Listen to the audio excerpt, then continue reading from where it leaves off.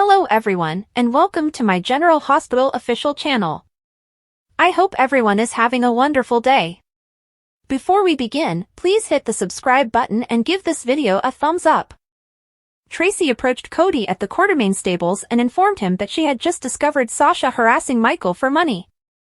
Tracy explained that Sasha claimed the money was for Cody and wanted to know whether he was in trouble. "I didn't think so until you showed up," Cody explained. Cody clarified that he had not asked Sasha to collect money from Michael on his behalf. He stated that Serenity was for sale and that he had once planned to buy and restore it. Cody admitted that he had pondered asking Tracy. "But I get the feeling that a lot of people in your life draw from the bank of Tracy, and I didn't want to be one of them," continued Cody. Tracy said that several of the guys in her life had treated her in this manner. Tracy spoke with Cody about Luke and how their relationship blossomed into love. Cody saw the parallels to his introduction to Port Charles, but felt he had improved his image since then. Tracy admits to liking Cody a lot. Tracy asked again if Cody had any questions for her. Cody stated that if he bought Serenity, it would be because he did not borrow from a friend. "A very good and important friend," Cody explained. Love General Hospital, B&B, Days, or other soap operas? Join the debate on our SC forums. Click here to interact with fans and participate in debates immediately. Alexis went to Jordan's workplace to discuss Molly and TJ's relationship. Alexis could see the marriage was struggling. Jordan agreed that the chances of a relationship surviving following the death of a child were low. Alexis said she knew Molly and TJ loved each other, but the strain was too much. Alexis was concerned that Ava's trial would drive them over the brink, especially since Rick took the case. Alexis stated that if Rick was successful in removing Ava, Molly and TJ would face much greater difficulties. Jordan recognized that Molly and TJ were in jeopardy, but he insisted that if their relationship was to survive, they had to do it on their own. Alexis tried to get information on Ava's case, but Jordan indicated it was in Robert's hands. When Sasha asked what Holly was doing in the Q mansion, Holly explained that she was simply there for Sasha's well-being, not to pull out a hoax. Sasha questioned Holly, claiming she was the reason her life was a mess. Holly allowed herself in and inquired about Sasha's job for the Quartermains. Sasha claimed she was a legitimate cook. Holly revealed that she had left Sasha because Ethan had gotten in trouble.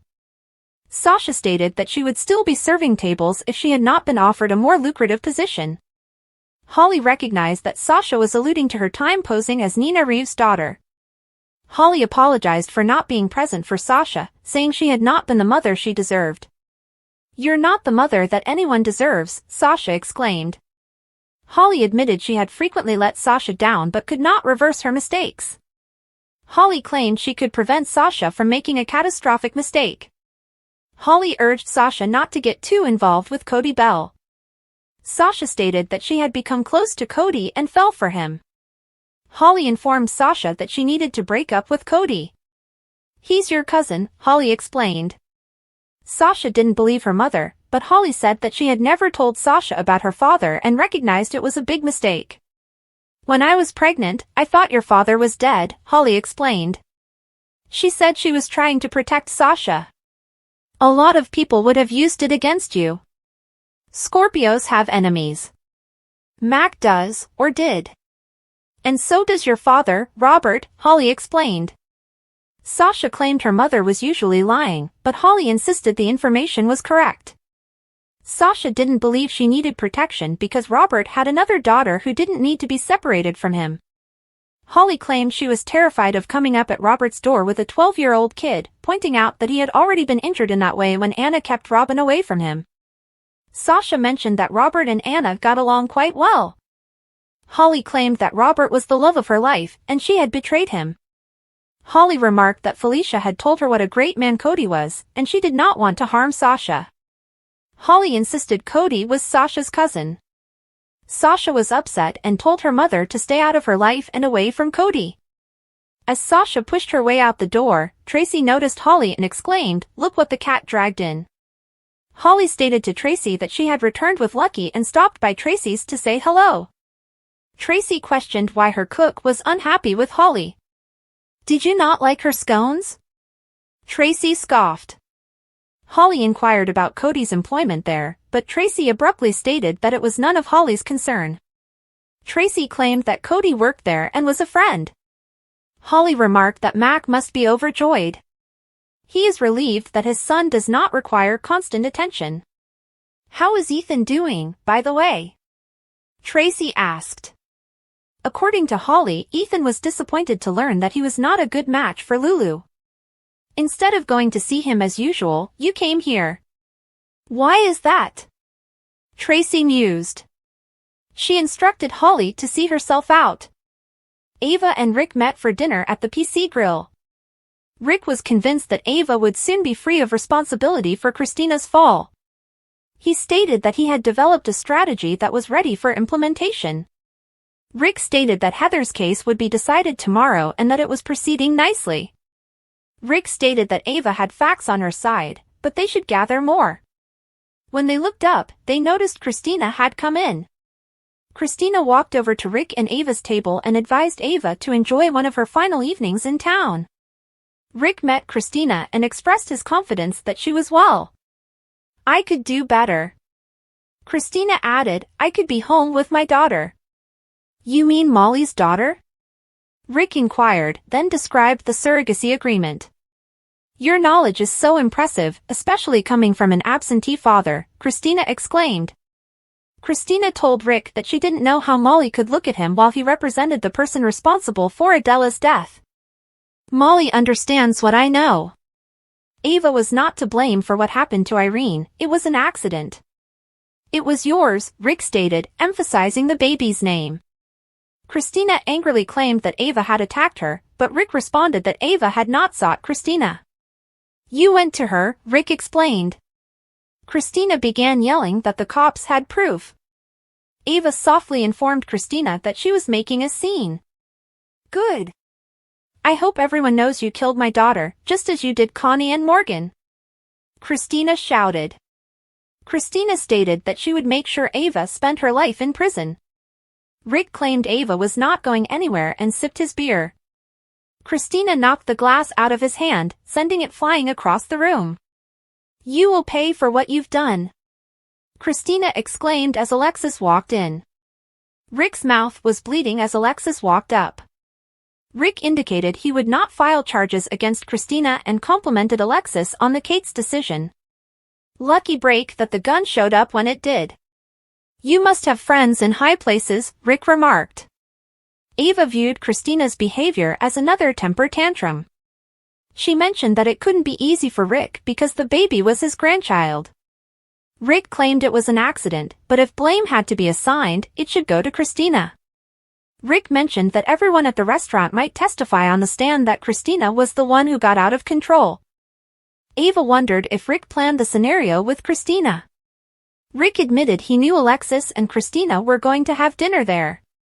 Rick stated that Christina's emotions comprised half of the DA's case. Rick threatened to break Christina while she was on the stand. Outside the PC Grill, Christina yelled at Alexis, claiming that Ava was acting as if nothing had happened.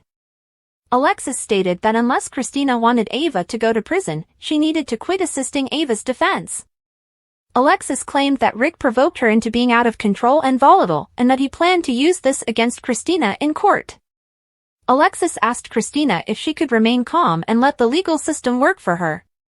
Molly was at home, distracted by some files. TJ asked what she was working on, and Molly said she was reviewing Ava's case. TJ was concerned that Molly would raise an ethical issue and have the case thrown out, but Molly assured him that she was merely checking the papers. Molly stated that Christina was the most likely to sabotage the case. Molly insisted Christina maintain her composure in front of the jury because so much was at stake. Molly was concerned that Rick might try to set Christina off in court. Molly claimed Christina put herself in a dangerous situation, yet the physical altercation occurred solely because of Ava. That is what I plan to say if summoned to testify. What will you say? Molly asked TJ. TJ believed Ava's story was appealing, but after some time and space, he agreed with Molly. Molly mentioned that she missed being on the same page as TJ. I will never forgive your sister, but she did not throw herself out of that window, she said.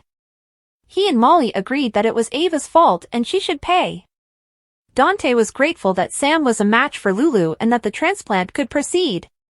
Sam said she was just a person doing a really good thing and that the doctor had assured it would be an easy procedure. Dante and Sam summoned the children downstairs and held hands as they delivered the joyful news. Dante convinced Rocco that the match was real this time. They've completed the tests. The liver is compatible, Dante explained, adding that the donor has been with them the entire time. Rocco knew he meant Sam and dashed over to embrace her. Everyone was ecstatic by the news, but Scout remained quiet.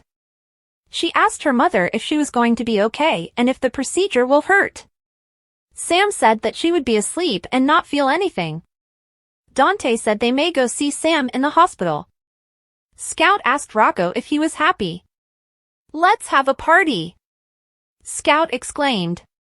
Danny stunned Rocco by saying he prayed for Lulu every night. "I just never thought it would be my mom to make it happen," Danny recalled. Rocco reminded Sam that he owed her forever and thanked his father as well. "You promised we would find a donor, and we did," stated Rocco. Back at the Quartermain house, Sasha went into the stables, grabbed Cody, and kissed him passionately. As his hand slid down her back, she halted him. Sasha fabricated an excuse that she had a souffle in the oven and needed to go immediately. Outside, she looked genuinely saddened as she remembered Holly's words. TJ and Molly agreed that Ava should pay the consequences of her actions. At Sam McCall and Dante Falconeri's house, they informed Rocco Falconeri, Danny Morgan, and Scout Quartermain about Sam's donor match. Rocco hugged Sam as he realized she'd be the one to save Lulu Spencer, and he commended Dante for keeping his promise to find another donor. Danny was overjoyed for Rocco, but Scout appeared concerned about Sam's recovery following the surgery. Sam and Dante reassured Scout, who suggested throwing a big party once the transplant was completed. Danny, Rocco, Scout, Sam, and Dante all gathered for a group embrace, which was tragic because General Hospital spoilers that Sam's grim fate is just around the way. The General Hospital spoilers for Tuesday, October 15th, state that Ned Quartermain witnessed Drew Quartermain's awkward moment with Willow Corinthos before Willow took off. Michael Corinthos eventually showed up to discuss ELQ business with Ned and Drew, but disagreements arose over how to divide Valentine Cassidy's shares and who would handle Drew's equities if he were elected. After Ned left in a rage, he tried to vent to Olivia Quartermain, but she already had too much on her plate. Later, Ned hired Elaine for some private investigation work because he required proof that Drew was having an affair with Willow. Back with Drew and Michael, they planned behind Ned's back how to ensure Michael ran for ELQ following the election. Brooklyn Quartermain spotted Tracy Quartermain on the phone with an attorney. Tracy planned to sue Garth's parents for the entire affair involving Violet Finn.